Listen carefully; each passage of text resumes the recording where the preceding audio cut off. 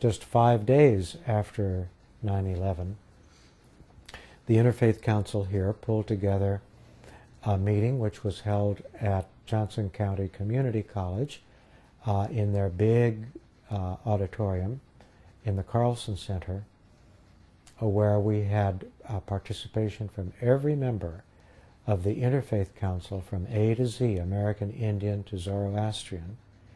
And in the audience, we had Muslims who for the first time dared to come out of their houses because they were so frightened. This was an occasion prepared by the Interfaith Council in cooperation with Congressman Dennis Moore, who represents the 3rd District in the state of Kansas. And later there was a meeting with the Congresswoman, Karen McCarthy at that time, now Emanuel Cleaver, holding that seat in the 5th District from Missouri. So these are opportunities that have been created that need to be maximized so the public can be educated about Islam, because if you are frightened about something, you're apt to create fear in the other person. And we saw that happening, so it was really necessary to find ways to diffuse that. And I'm really pretty proud of much of what happened in Kansas City after that. Importance of dialogue, attempts initiated by Gulen in terms of humanity and universal peace. Well, there are many people who've been involved in interfaith dialogue and leadership. For example, in the year 1900, the International Association for Religious Freedom was developed. That in turn gained some of its energy from the 1893 Parliament of the World's Religions that was held in Chicago. In addition, with participation from many nations all over the world, and particularly Japan, the World Conference for Religion and Peace was created. In our own country, there's the North America Interfaith Network. In many cities, there are interfaith organizations. So the contribution of the Institute for Interfaith Dialogue is considerable, especially considering that it's so new. It's just a couple, 3 years old, and already it has brought people in several communities, certainly here in Kansas City, together to talk from different faith backgrounds in a respectful environment. And I think that's a very helpful way. As I say, I wish IID could be more involved in mainstream interfaith work instead of creating its own. I mean, it's okay to create its own dinner and effort, but I wish there were possibilities for a stronger connection. And maybe that will happen in the future. Have you ever heard anything bad impression, of Turkish people about America or American people during Turkey trip?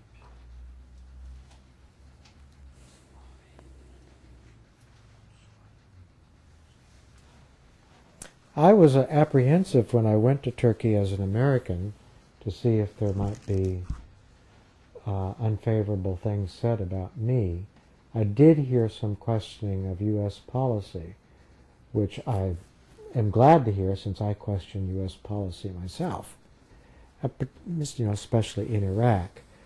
But I didn't hear any comments directed against me as a person or as an American.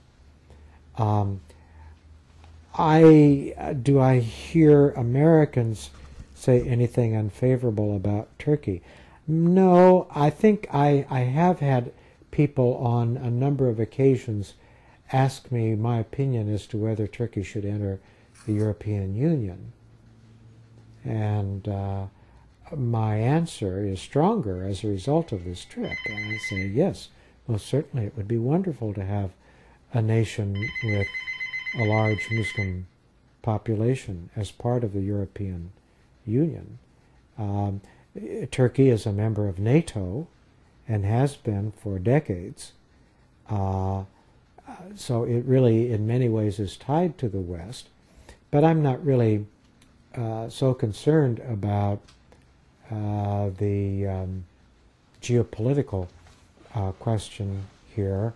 I mainly would like people to understand the heritage and modern growth, competence, the way society generally seems to work well in Turkey.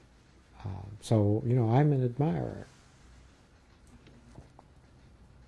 If you had the chance to meet with Fethullah Gulen, what would you want to tell him?